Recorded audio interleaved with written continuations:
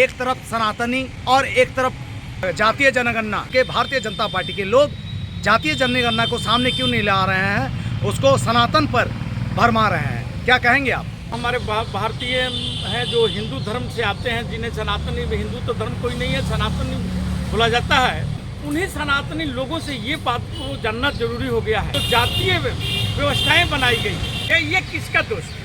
और मनुस्मृति को मानने वाले ही लोग आज सनातन पर चर्चा कर रहे हैं कि सबसे पहले हमारे देश में ये जातीय व्यवस्था को हटाया जाए। जब तक कि जातीय व्यवस्था नहीं हटाया जाएगा तब तक हमारा सनातन कामयाब नहीं हो।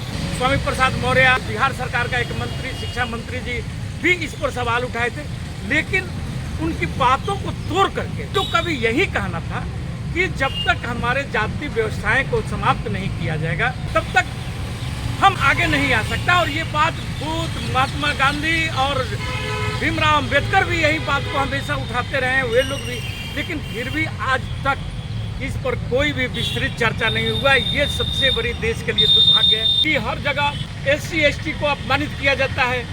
दलित यदि घोड़ी पर चढ़ करके शादी करने जाता है, वहाँ उसको घोड़ी से उतार दिया जाता है। लेकिन यही लोग जो आज सत्ता में बैठे हैं या जो सनातन पर बात कर रहे हैं, वह इस पर क्यों नहीं आवाज़ उठाते हैं, क्यों वहाँ चुप हो जाते हैं? मध्य प्रदेश में भाजपा नेता एक आदिवासी के सर पर पेशाब कर रहा है, लेकिन कितने ये लोग आवाज उठाए? प्रधानमंत्री जी का वक्तव्य आता है कि सबका साथ सबका विकास। यदि उनमें जरा सा भी नैतिकता होती तो आज जो 340 कंट्रोल लेटर पर जो बहाली किया गया सेक्रेटरी और जितने भी आपका मंत्रालय में, केंद्रीय मंत्रालय में डाला गया है, ऐसा बतलाइए कि उसमें SC ST OBC किसी का स्थान दिया गया, वहीं 10% लोगों का ही स्थान दिया गया है।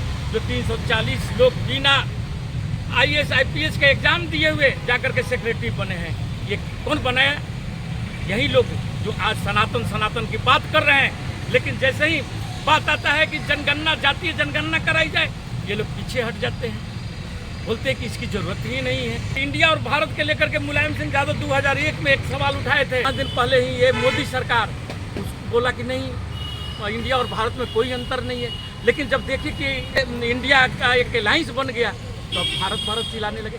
इसलिए इन लोगों की कथनी और करनी में बहुत ही अंतर है। इन लोगों का नियत ही रहा है कि जब तक देश में उग्रवाद नहीं फैलेगा, दंगा नहीं फैलेगा, तब तक ये लोग सत्ता में नहीं आएंगे। आप देखिए आज फिर नूह में हुआ, फिर ये कौन लोग कर रहे हैं? ये लोग तो पूरा देश में चाहते हैं कि गोधरा और आपका मणिपुर जैसा कांड हो, जो कि 24 का चुनाव नज़दीक में है। अगली बार के चुनाव तो हम राष्ट्रवाद और सेना की शहादत पर ये लोग जीत कर आ गए, लेकिन इस बार इन लोगों को बहुत ही भारी पड़ रहा है। इसलिए ये चर्चा सनातन पर बात करेंगे, लेकिन जातीय व्यवस्था हटाने पर कभी भी बात नहीं करेंगे। तो क्या भारत की जनता, रवि रंजन जी, ये मान ले हमारे संविधान को, हमारे बुद्ध को धत्ता बताकर उसको नजरअंदाज करने के लिए ही सनातनी पर चर्चा छिड़ी हुई है? बिल्कुल, इन लोगों की सोच हो गई है। बुद्ध का यही कहना था कि कभी डरो मत, लेकिन सनातन क्या बोलता है कि डरो।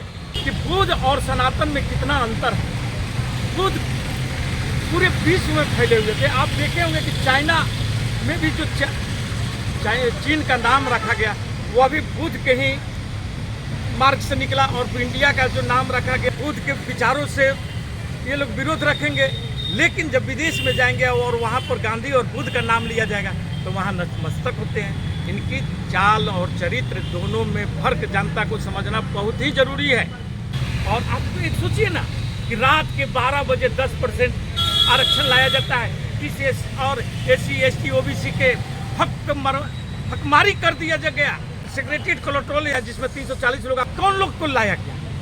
ना वो IPS की तैयारी किए थे, ना IAS की तैयारी किए, तो ये क्या हमारी नहीं किया गया? प्रोफेसर का कहीं बहाली हो, वहाँ भी आपका कोई स्थान नहीं है। बड़े पोस्टों पर जितने भी है उस पर 4% भी ये SC ST OBC के लोग नहीं है। बोलेगा कि 85% है, 15% लोग इन सारे लोगों का हकमारी करें। और किसके देख रहे हैं?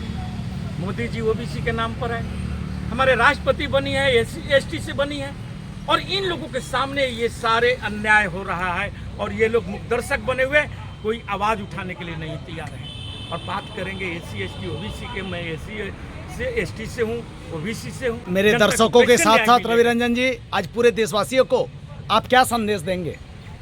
मैं लोगों को यही बोलूँगा, अपनी हक की लड़ाई लड़ने के लिए आगे आना होगा और उन्हें सोचना होगा कि हमारे हक की लड़ाई कौन लड़ रहा है। हमें धर्म की तरफ सिर्फ धकेला जा रहा है या हमारे बच्चे के भविष्य कौन सुधारेगा, कौन सुधार सकता है। ऐसे लोगों के साथ उन्हें आना होगा, एक मंच पर आना होगा। जब तक नहीं आएंगे इनके साथ हमेशा भेदभाव और इसी ढंग की प्रताड़नाएं, कभी घोड़ी से उतारा जाएगा, कभी उनके सर पर पेशाब किया जाएगा, उन्हें हर चौराहे पर उन्हें प्रताड़ित किया जाएगा।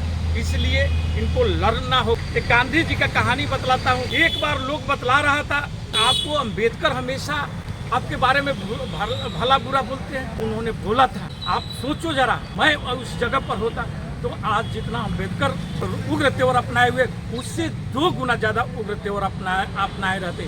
क्योंकि हमने इस समाज को क्या दिया, इस समाज को हमेशा हम सदियों से दास्ता के जंजीर में बांध करके रखे, इनका शोषण किए। और यदि उसके पक्ष में और उसके लिए वो आवाज़ उठा रहा है तो ऐसे हम चाहेंगे तो, और मैं पूर्ण जन्म लूँ तो मैं किसी मेहतर के घर में या जो हमारे गंदगी को साफ करते उनके घर में पैदा लूँ। ऐसे सोच के लोग हैं। और आज यही सनातनी लोग जो अपने को सनातनी बोलते हैं, फर्जी सनातनी नहीं, जिनको धर्म से कोई मतलब है, न बुद्ध के किताब को पढ़ाते हैं, न कबीर के किताब को पढ़ा रहे हैं, नहीं महात्मा गांधी के किताबों को पढ़ा रहे हैं, लोगों को जानकारी दे रहे हैं। क्योंकि जानते हैं कि इन लोगों की महापुरुषों की यदि बात सामने आएगी उसी दिन इन लोगों की पता खत्म हो जाएगी, पता साफ हो जाएगा, जनता जागरूक हो जाएगा। इसलिए जनता को हमेशा ये लोग गुमराह करके किसी ढंग से फंसाए रखना चाहते हैं। इसी के साथ मैं अपना वक्तव्य समाप्त करता हूँ। जय हिंद, जय भारत। शुक्रिया।